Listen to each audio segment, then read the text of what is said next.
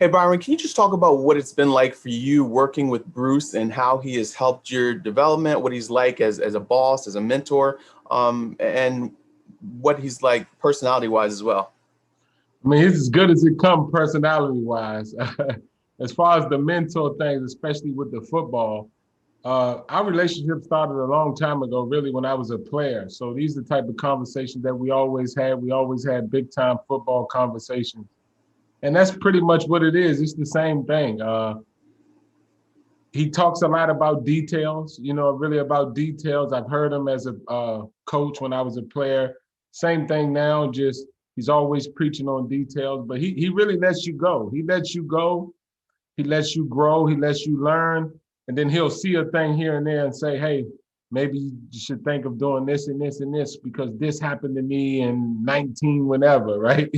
At any point, and he'll go back like that and he'll teach you through those type of moments. But the best thing about it, he lets you grow. He lets you go and see it the way that you see it and do the things that you like to do from a schematic standpoint. So it's just great to have a type of person like that, to have him. Also got Coach Moore. I got great offensive minds in the building every day that I can bounce stuff off if needed. All right, we will go over to Cassidy Wood.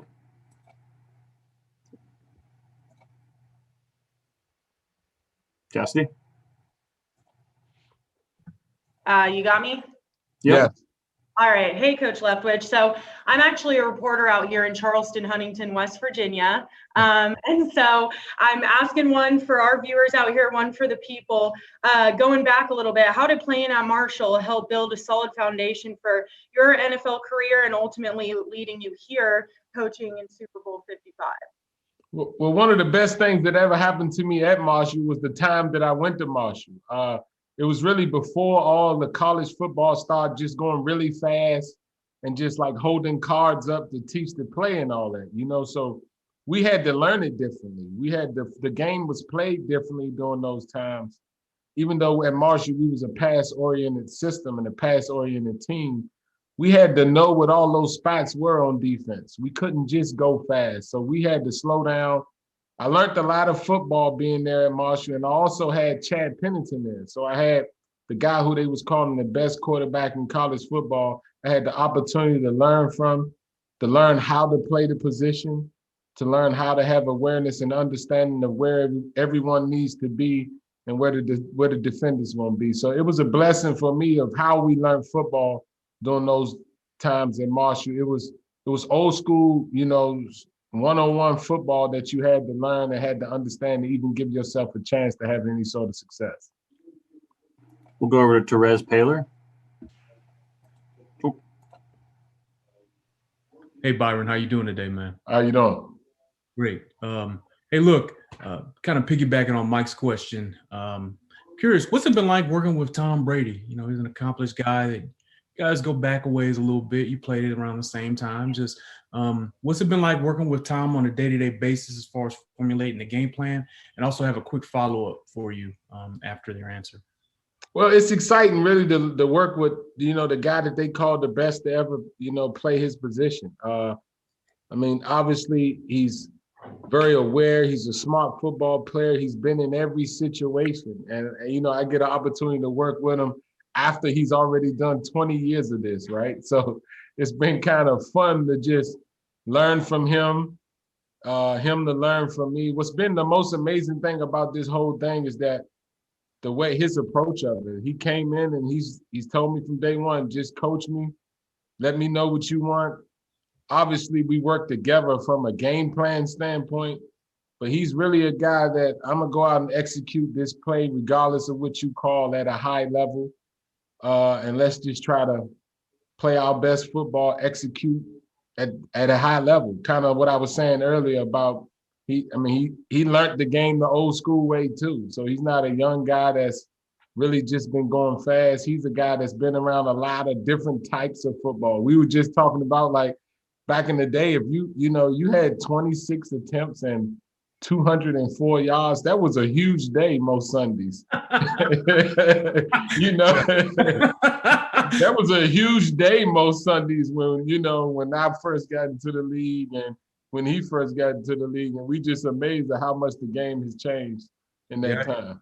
Yeah, I hear you. Have you found that, Tom wants hard coaching, number one, and two, can you kind of give us a little bit of an idea how the game plans come together? Because you got a guy like Brady, I'm sure he'll have some input, but I also know he wants hard coaching. So whatever light you could shed there would be great, man. Oh, yeah, he want to be coached hard. He want to be coached. He wants you to let him know when he's not doing the right things. And, that's the easy part for me because you want to help.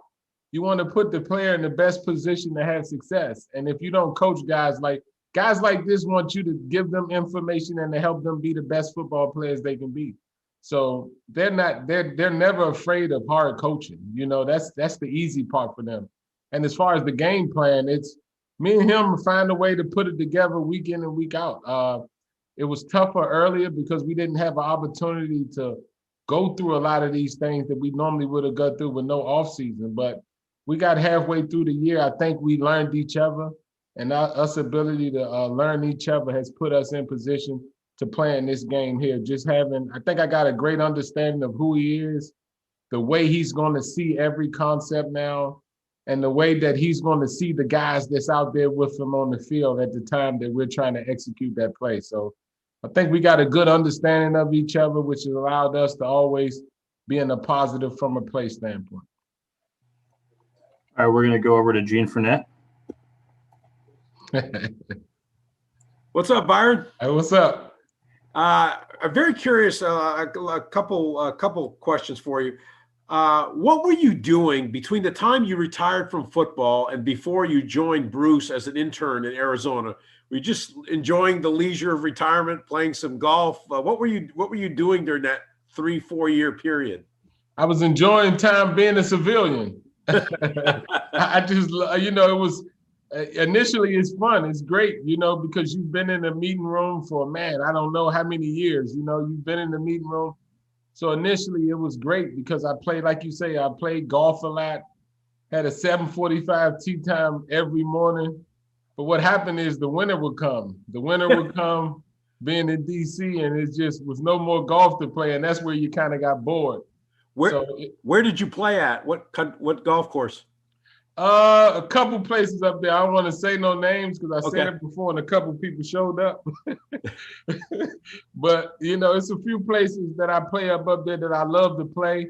I was playing every day. So I was playing every day, Monday through Thursday, just trying to work on my game. I really turned golf into football. I didn't have no structure other than golf. So I went at golf. I approached golf like I would approach the game of football. Got pretty good at it, and then decided to get into coaching and understand coaching and playing golf does not go together. What did your handicap get down to? I got down to like a 6. I got down to a 6. I was playing really good golf though, but I'll take that. I'll be a 6. I'll take the 6. I'll take that any day of the week because I can turn that into whatever. Just never know what I can do within a round of golf. All right, we're going to go over to Sarah Walsh. Hey, Byron. If someone told you on February 1st of last year, I don't know where you were at that time, a year from now, you're going to have Tom Brady, you're going to have Rob Gronkowski, you're going to have Leonard Fournette, and you're going to be sitting here talking to the media because you're playing in the Super Bowl Sunday, what would you say? I wouldn't be as shocked as people would think. I'm not really shocked that we're here in this game, to be honest with you. I think we had a good football team last year, a young football team that was learning how to win. I remember telling my offensive staff and just at the end of the year last year, looking at all the free agents that were coming out. And I remember telling myself, if I'm a free agent quarterback, I'm coming to Tampa. I remember saying, I'm coming to Tampa just to see the players that we had here. And I know the perspective of, the Buccaneers and all those things. But as a quarterback, you watched the tape, you cut the tape on, you saw the talent that we had, especially with the guys that were free agent quarterbacks. The guys that were free agent quarterbacks coming up, I just knew that this would be a nice spot. I wouldn't say that I thought that, it would lead to the, ultimately being in the Super Bowl. I think once you get Tom Brady, that's automatically an option, right? Because I mean, he's in it all the time. So we knew it was a possibility by having him. We knew we had to put the work in though to make sure we get here. We knew it wasn't going to be done by a bunch of talent. A bunch of talent don't get the job done. Guys pulling together, coming together, committing to each other. We knew that would be the way that we ultimately have an opportunity to play in this game, and guys done a good job of doing that all year long. Go over to Adam Teicher from ESPN. Hey, Byron, wanted to ask you about Tyrann Mathieu. As you know, the Chiefs line him up all over the place.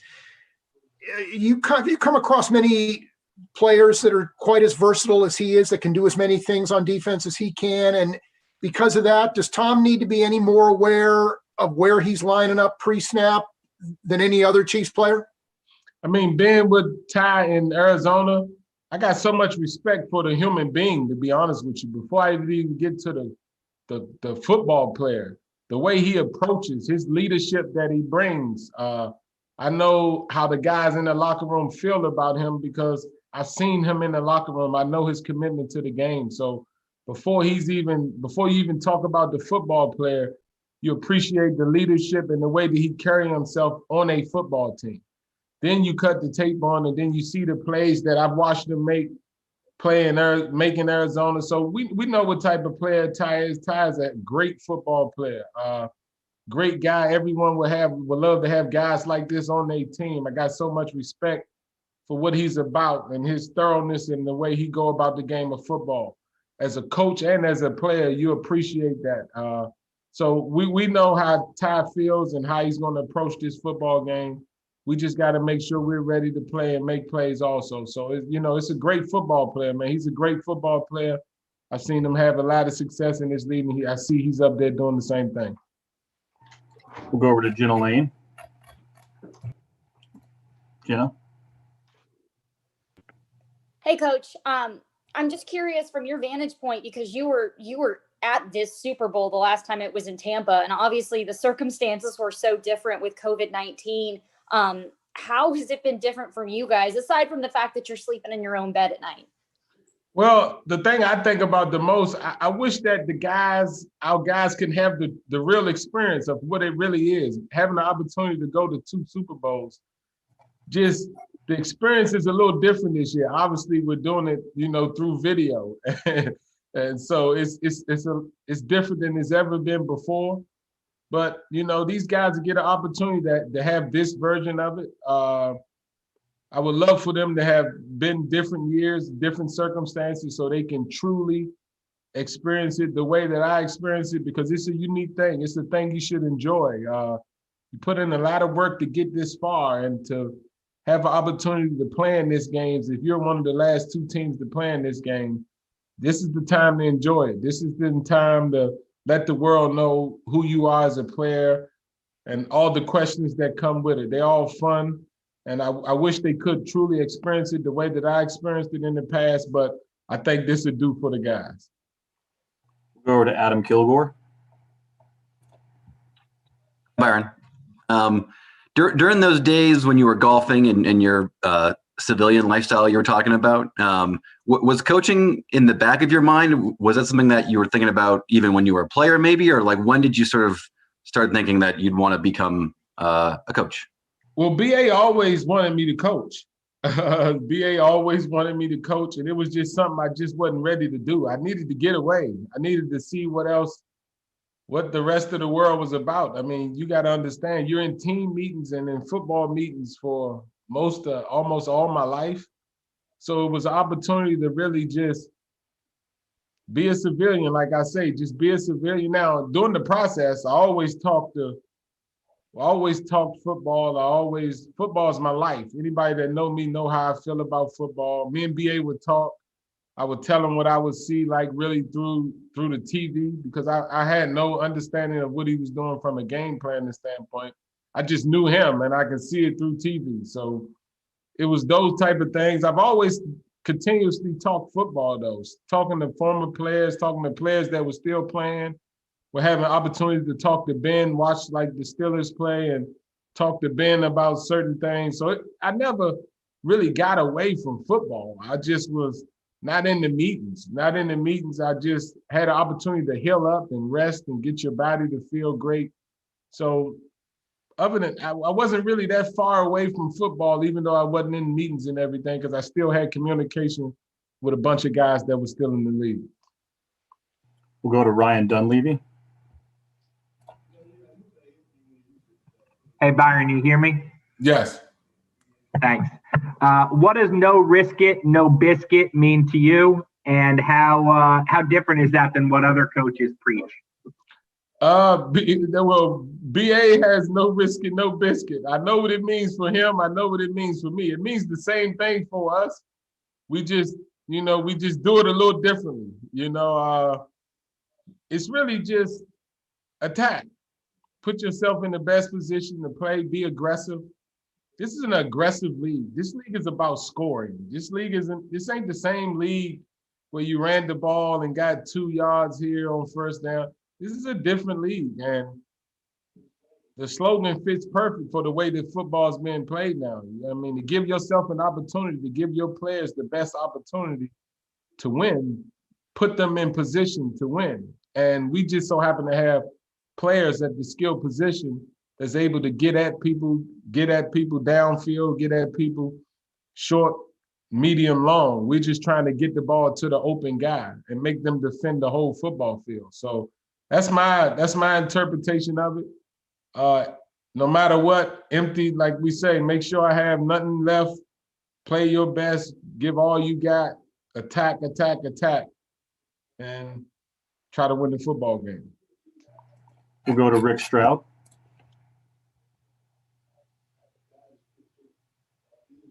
Rick? You can't hear you. Okay. We're going to go over to Lindsey Jones.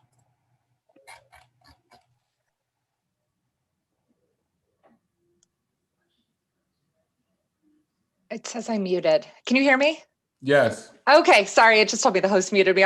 My apologies there. Hi, Byron. I'm sorry if you got asked this earlier. I've been kind of Zoom hopping here amongst your coworkers here. But I was hoping, do you have much of a relationship with Eric Bieniemy? Do you know him through kind of coaching circles? And what does it mean to you that there's 2 Black offensive coordinators in this game, especially when diversity hiring has been such a major topic of conversation?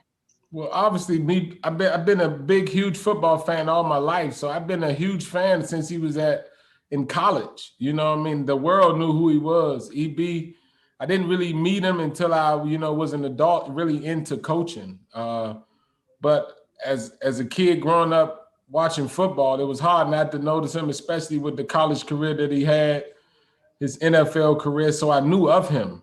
Had the opportunity to meet him as a coach. The fact that hopefully one day it's not such a big thing that 2, African-American offensive coordinators in the Super Bowl, but it is still right now. So it's something that we have to talk about. But all I know, he's a good dude. Every time I've been around him, and he understands the game well. Obviously, he puts that team in position to have success week in and week out.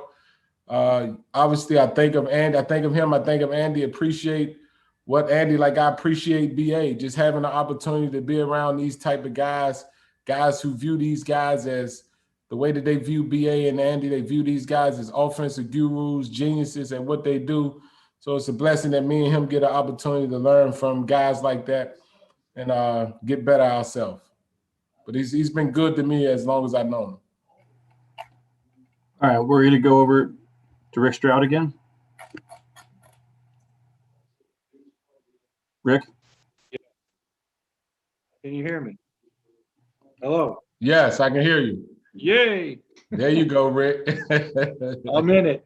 Hey, Byron, along those lines, Bruce Arians said that he was ticked off. He used more colorful language, as you can imagine, that you did not get an interview this year. And we know what the only one African-American coach was hired. Were you upset about that? And why don't you think? All we ever heard was, hey, offensive play callers. That's what the league is looking for, right? And then here sits you and Eric.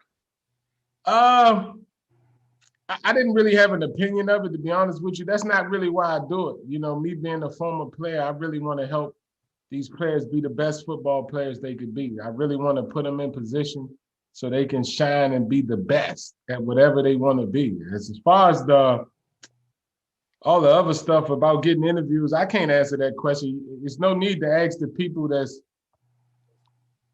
getting interviewed why they're not getting interviewed. I can't really answer that question. All we can do is try to do our job to the best of our ability. And the narrative may change time in and time out because, hey, it is what it is. We just got to make sure we just keep working, get better at what we do. All right, we have time for a few more. We're going to go over to Scott Abraham. Hey, Byron. This is Scott Abraham from ABC7 in Washington, D.C. Good to see you as always. D.C., baby. Good old DMV is going crazy about you. And you were obviously shaped as a player during your days at H.D. Woodson on the football fields across the DMV. But I'm wondering, kind of looking back now, how did those experiences shape your leadership qualities and maybe your coaching style that you kind of look back now and realize, maybe it all started on those fields in D.C.? Oh, yes, that's definitely where it started. That's why everything I do, you know, I got that city running through my blood. So everything I do, I know I got a lot of support back at home. You know, I got a lot of guys pulling for me. And I try my best to set the best example I can set for the guys that's coming after me to have an opportunity, because I know very few people are here in this moment from where I'm from. So I try to represent that and always try to do right by that, with the understanding of how far I came to get to this point. I love that city. It's home, and I just try to represent it in the best way I can. I know it's still a lot of people pulling for me. I get 200, 300 texts a game just back at home, people back at home, people who've coached me, people who's taught me, people who grew up with me. It's just big time support back at home. You gotta love it as just a human being. And I just try to rep it and try to stand tall for us as much as I can. We'll go over to Martinzi Johnson. Hi, Byron. Myself, again, I'm jumping off of Zoom, so apologies if you've been asked this already, but I had a question about Scotty Miller. Obviously, he's a fast guy. Hard work goes into that. You all's game planning goes into that, but the play at the end of the first half of the NFC Championship game kind of stands out because he kind of blows right past the defender. I was wondering, with plays like that, do you think any part of that goes down to the defender maybe not realizing or forgetting how fast Scotty actually is? I don't really know, and I don't care really. You know, I remember watching the tape of Scotty, and man, I loved it. Loved the tape. I remember being at his pro day, and I was hoping he'd run slow. I was just hoping. I was like, man, I was in the corner. I was like, I want him to run like a 4.41, because I knew if he runs as fast as I thought he would, that would open the eyes of a lot of people, because I didn't know if everybody saw the tape. You know, so I was just thinking, man. And then when he ran like a 4.3 something, I was like, yes, that won't trigger anything. That won't trigger people to look this guy up and to see what he is. I think he's a great football player. I think he's been making plays like that all over tape his whole career, really. You cut the Bowling Green tape on, that's what you see. You see those type of plays. So as far as the play, I knew we had an opportunity the position he was in, the formation we was in, the time in the game that we was in, I knew we had an opportunity. And good thing Tom put a good ball up. He ran by the guy, and they made a great play right before the half. We'll go over to Drew Lawrence. Hi, Coach. Can you hear me? Yes. Coach, I just wanted to follow up on the coaching cycle question from earlier, and I just wondered, as a player in Jacksonville, when you were coming up, if you could ever imagine being on an NFL team that with a coaching staff that's inclusive and diverse as the one you're currently on. Yeah, I don't know if I've ever been a part of anything like this. Yeah, this is unique. This is different. This is not the norm. This is not the norm of how this league and how the coaching staff looks across the league. it's a blessing that the BA has this view that he has. I just hope no one believes that he's just giving us anything. If you know him, you know he's not giving you anything. You got to earn everything that you pretty much get from him or his view of you. So nobody's been given anything. Everybody's earned this. Obviously, everyone's doing their job. The fact that we're here with the players, putting us in position to have an opportunity to win this football game. So to be in this type of game. So, I mean, I'm just happy that BA has the view of that he has, because hopefully more people are starting to see it, that it should be about opportunity. It shouldn't really be about skin color. It should be about if you're capable of doing the job or gender. So it's just a blessing to work for some that have that type of perspective on teaching, because that's what we're really talking about. We're really talking about teaching. People make a big deal out of this thing. It's, coaching. We're really teaching. Our job is to really help these men, put them in position to play their best football that they can possibly play. And that's really our job. And that's really consistent teaching, not really coaching. All right, that's all we have time for today. Thanks, Byron. Okay, guys. Thanks.